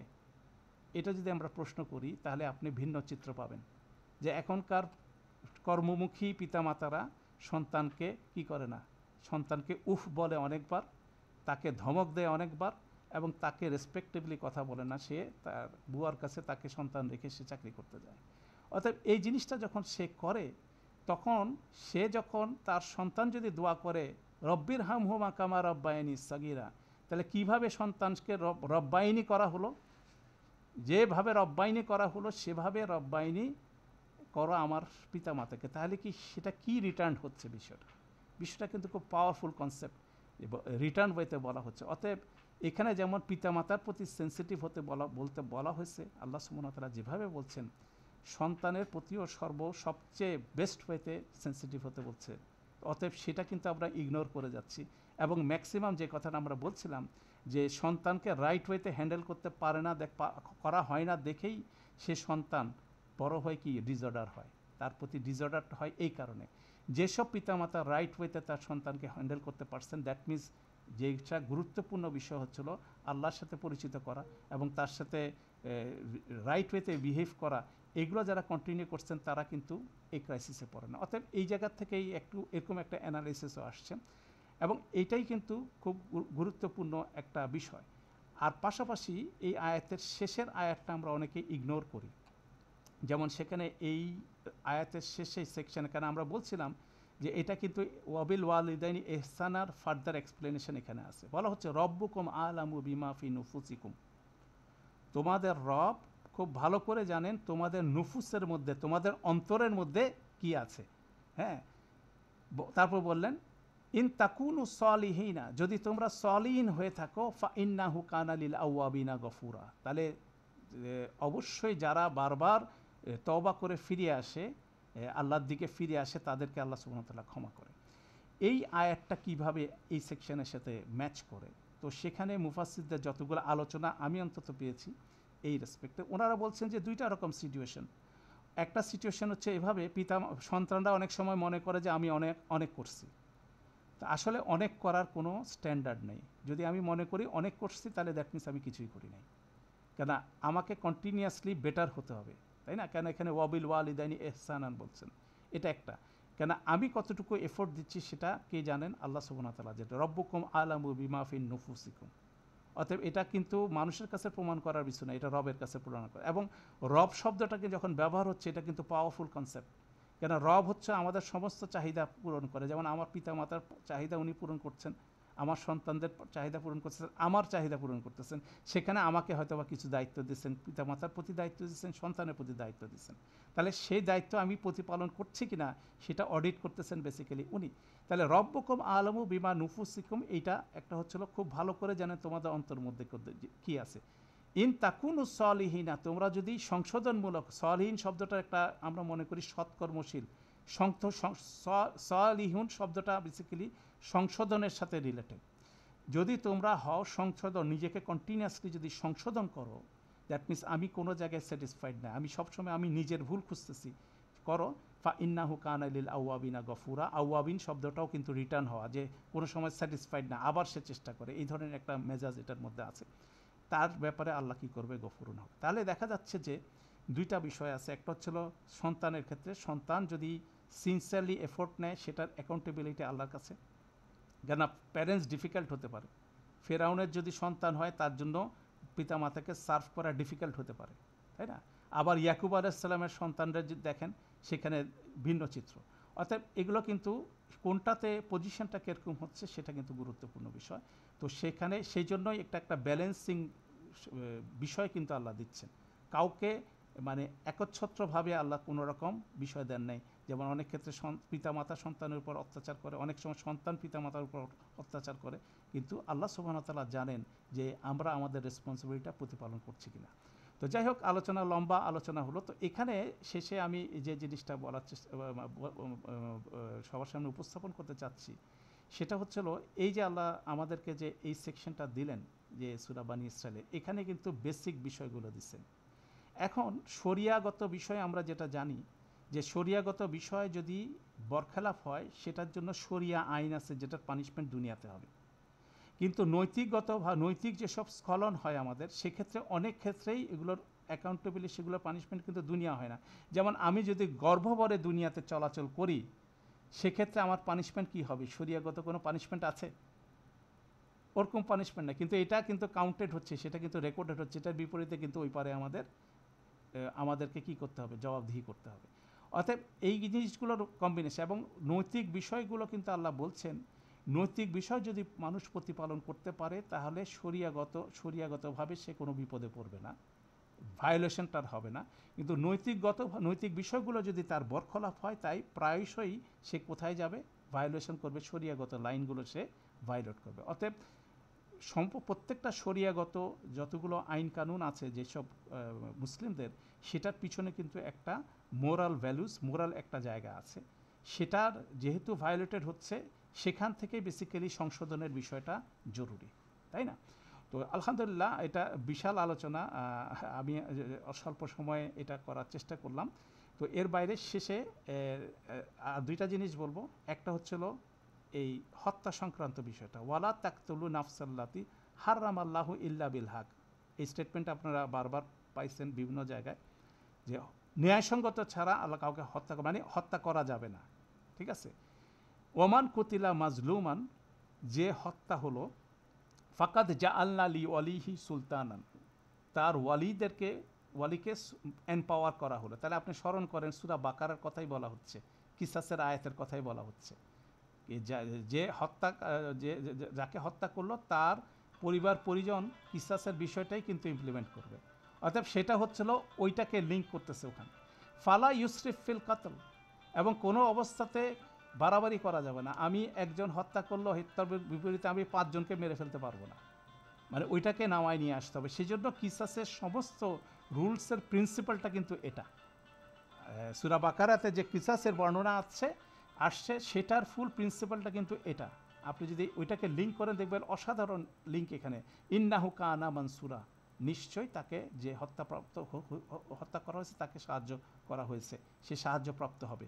তো এখানে যে প্রিন্সিপালটা হলো এই হত্যা সংক্রান্ত, এটাকে যদি আপনি এক্সপান্ড করেন কিসাসের মধ্যে, দেখবেন এটার মধ্যে একটা রিফ্লেকশন আছে। যাই হোক, আলহামদুলিল্লাহ। তো আমার আজকের প্রেজেন্টেশনের লাস্ট যে বিষয়টা, আমি যেটা আপনাদের প্রথমে বলছিলাম, 40 নম্বর আয়াতটা নিয়েই আমি আলোচনা করে শেষ করব।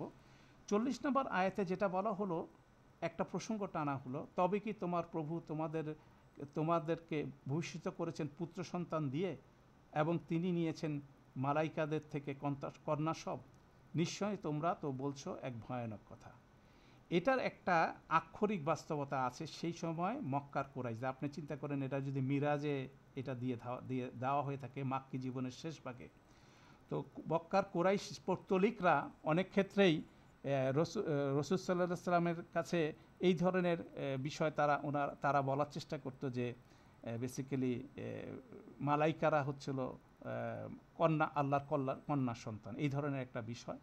পাশাপাশি তাদের সমাজে মহিলাদেরকে, কন্যাদেরকে সবচেয়ে বেশি অপদস্থ করত, জীবিত কন্যা সন্তানকে পুঁতে ফেলতো, এবং মহিলাদের ব্যাপারে, কন্যাদের ব্যাপারে তারা খুব বেশি নেগলেক্ট করত। অতএব এটা কন্যা হওয়াটা অপমানের বিষয়, তো এটাও তাদের জন্য নিকৃষ্ট একটা বিষয়। এই নর্মসটা বেসিক্যালি তাদের সোসাইটির মধ্যে চালু ছিল। তো এখানে আল্লাহ সুবহানাহু ওয়া তাআলা আয়াতটা এভাবে প্লেস করছেন, এটা যেমন তাদের তৎকালীন সময়ে যে আক্ষরিকভাবে তারা যেটা বলতো, রাসূল সাল্লাল্লাহু আলাইহি ওয়াসাল্লামকে বলতো, সেটাকে রিফিউট করে, সেটাকে বাতিল করে আল্লাহ বলছেন যে, কেননা এটার বিপরীতে আয়াত হচ্ছিল লাম ইয়ালিদ ওয়ালাম ইউলাদ, সূরা ইখলাসের, তিনি কাউকে জন্ম দেন নাই, তাকেও কেউ জন্ম দেয় নাই। অতএব এই ধরনের কোনো, তিনি কন্যা সন্তান নিচ্ছেন, এই ধরনের কোনো অ্যাট্রিবিউশন কোনোভাবে গ্রহণযোগ্য না, তাই না? পাশাপাশি এখানে প্লেস করতেছেন এভাবে যে তাদের কনসেপ্ট অনুযায়ী নিজেদের জন্য ভালোটা ফিক্স করতেছে, আল্লাহর জন্য নিকৃষ্টটা ডিসাইড করতেছে। এইটা হলো কনসেপ্ট এই আয়াতের। যে জিনিসটা হচ্ছিল, আমরা যদি চিন্তা করি যে এই কনসেপ্টটা সে সময় তারা যেমন নিজেদের জন্য পুত্র সন্তান আর আল্লাহর জন্য সন্তান সন্তান, এই কনসেপ্টটা হচ্ছিল রূপকভাবে চলে আসে এভাবে যে আমরা আমাদের বেস্ট টাইমটা দেই হচ্ছিল দুনিয়ার অর্জনের ক্ষেত্রে, আর নিকৃষ্ট সময়টা দেই হচ্ছিল এবাদতের ক্ষেত্রে। এই প্রেফারেন্সটা কিন্তু একটা মানুষের জীবনে কন্টিনিউয়াসলি চলতে থাকে। জুমার দিন আল্লাহ নির্দিষ্ট করে দিচ্ছেন আমাদেরকে একটা সময় জুমার মসজিদে ইমাম সাহেবের খোতবা শুনতে হবে। জুমার আজানের সাথে সাথে ধাবিত হতে, আজান মানে কি নিজে যেটা দিলাম না, যখন আল্লাহ আজান দিল মানে জুমার ওয়াক্ত যখন আকাশে হলো, আমাকে সমস্ত কাজ সেরে ফেলে মসজিদে ধাবিত হতে হবে। তো আমরা লাস্ট ইন ফার্স্ট আউট করি, মসজিদে জুমার দিন সবার শেষে ঢুকি, সবার আগে বের হই। তাহলে আমরা নিকৃষ্ট সময়টা আল্লাহ দিয়ে আমরা অন্য কাজের মধ্যে নিজেকে ইনভলভ করছি। আমাদের সবচেয়ে মেধাবী ছাত্রছাত্রীদেরকে বা সন্তানদেরকে আমরা প্রেরণ করতেছি দুনিয়ার শিক্ষা অর্জনের ক্ষেত্রে, আর সবচেয়ে উইক সন্তানদেরকে দিচ্ছি মাদ্রাসায় হাফ এডুকেশনের জন্য। দুইটাই কিন্তু হাফ। এটা আমার রিয়েলাইজেশন হচ্ছিল, যারা ইউনিভার্সিটিতে যান, আমরাও গেছি, তারা হাফ এডুকেশন পাইছি, মাদ্রাসায় যারা যান তারা হাফ এডুকেশন পাইছে। তো এই ডিসক্রিমিনেশনটা কন্টিনিউয়াসলি আমরা করতে থাকি। আমরা ভালো সময়টা, যৌবনের সময়টা দেই দুনিয়ার পিছনে, বার্ধক্যের সময়টা আমরা দেই আল্লাহ রাস্তায়, তাই না? তো এই যে ডিসক্রিমিনেশন, এটা কিন্তু কন্টিনিউয়াসলি আমাদের একটা ধর্ম, মানুষের একটা ধর্ম। বেসিক্যালি এটা কিন্তু ওই জায়গায় আবার হিট করতেছে, আল্লাহ ছাড়া আর কাউকে ইলাহ হিসেবে গ্রহণ করা যাবে না, আল্লাহকে আমাদের সবচেয়ে বেশি প্রেফারেন্স দিতে হবে। সেটারই একটা রূপক এন্ডিং অনেক মুফাসসির এভাবে আলোচনা করছেন, এভাবে রিলিঙ্ক করছেন কিভাবে আগের সেকশনের লাস্ট আয়াত এটা হতে পারে। কেননা একটাই কথা আল্লাহ বারবার আমাদেরকে বলছেন যে আল্লাহ ছাড়া কাউকে ইলাহ হিসেবে গ্রহণ করা যাবে না, আল্লাহ ছাড়া আর কোনো ইলাহ নেই। তো ইলাহ শব্দটা যদি আমরা বুঝতে পারি তাহলে আমাদের কাছে দিনটা ক্লিয়ার হয়ে যাবে। আল্লাহ ছাড়া যে ইলাহ নেই, তো ইলারও একটা সুন্দর ডেফিনেশন, সেটা হচ্ছিল যে যাকে সবচেয়ে বেশি ভালোবাসা হয়, যার দিকে সবচেয়ে বেশি ধাবিত হওয়া হয়, যার উপাসনা করে, যার ইবাদত করে সবচেয়ে বেশি তৃপ্ত হওয়া যায়, সেটাই হচ্ছে ইলাহ। এখন আমাকে জিজ্ঞাসা করতে, প্রত্যেককে আমাদেরকে জিজ্ঞাসা করতে হবে যে আমি সবচেয়ে ভালোবাসি কি? তো এটার আনসারটা হচ্ছে আমি যেটা নিয়ে সবসময় চিন্তা করি সেটাকে আমি সবচেয়ে বেশি ভালোবাসি। তো সেই চিন্তার মধ্যে আল্লাহ আছে না অন্য কিছু আছে? কারো হাতে ক্রিকেট খেলা আছে, কারো সন্তান আছে, কারো ধন সম্পদ আছে, কারো এক একজনের এক এক রকম ইস্যু আছে, বিভিন্ন সময় আছে। তো 5 ওয়াক্ত সালাত দিয়ে আল্লাহ আমাদেরকে ওই জায়গায় বেঁধে রাখার চেষ্টা করছেন, আমাদেরকে সেই জিনিসটা, সেই স্কেজুয়ালটা দিচ্ছেন, কিন্তু আমরা তারপরেও কি এর বাইরে বেড়ে যাচ্ছি। তা আল্লাহ আমাদেরকে ওনাকে একনিষ্ঠভাবে ইলাহ হিসাবে গ্রহণ করার তৌফিক দান করুন। কারণ ওই জিনিসটাই কিন্তু খুব সুন্দরভাবে এখানে প্লেসমেন্ট হয়েছে, ওয়ালা তাজ আল মা আল্লাহি ইলাহান আখরা, এটা দিয়ে শুরু করছেন এবং একই জিনিস দিয়ে শেষ করছেন। এবং বলা যায় এখান থেকেই কোরআন মজিদের বিভিন্ন সেকশন রিফ্লেক্টেড হয়েছে। এই জন্য এটাকে বলা হয় যে মানব জাতি, শুধুমাত্র মুসলিমদের না, মানব জাতির জন্য। কেন এটা একেবারে যুগে যুগে যত নবী রসুল পাঠাইছেন, বেসিক্যালি এই ইনস্ট্রাকশনটা কিন্তু কমন ছিল, এই ইনস্ট্রাকশনটা কমন ছিল। আপনি যদি এটা এক্সপান্ড করেন, এটার এক্সপ্লেনেশন পুরো কোরআন মজিদে বিভিন্ন জায়গায় পাওয়া যাবে। আল্লাহ আমাদেরকে বোঝার তৌফিক দান করুন। আর এই সেকশনটা মুখস্থ করলে যেটা সুবিধা হবে, বুঝে বুঝে যদি পড়া যায়, এটা একটা সুন্দর রিমাইন্ডার হবে যে আমাদের বেসিক প্রিন্সিপালগুলো কী। আল্লাহ আমাদের জন্য সহজ করুন। ধৈর্য ধরে অনেক দীর্ঘ সময় শোনার জন্য সবাইকে ধন্যবাদ জানাচ্ছি। আল্লাহ আপনাদেরকে উত্তম জাযা দান করুন। এবং যারা ক্লাসের অর্গানাইজ আছেন, আমাদের শ্রদ্ধেয় যারা আমাদের সিনিয়র্স আছেন, তাদেরকে অবশ্যই ধৈর্য ধরে শোনার জন্য ধন্যবাদ জানাচ্ছি। এবং আল্লাহ আমাদের সবাইকে হেদায়েত দান করুক এবং সঠিক পথ অবলম্বন করার তৌফিক দান করুন। সুবহানাক আল্লাহুম্মা ওয়া বিহামদিকা আশহাদু আল্লা ইলাহা ইল্লা আনতা আস্তাগফিরুকা ওয়া আতুবু ইলাইক। আসসালামু আলাইকুম ওয়া রাহমাতুল্লাহি ওয়া বারাকাতুহু।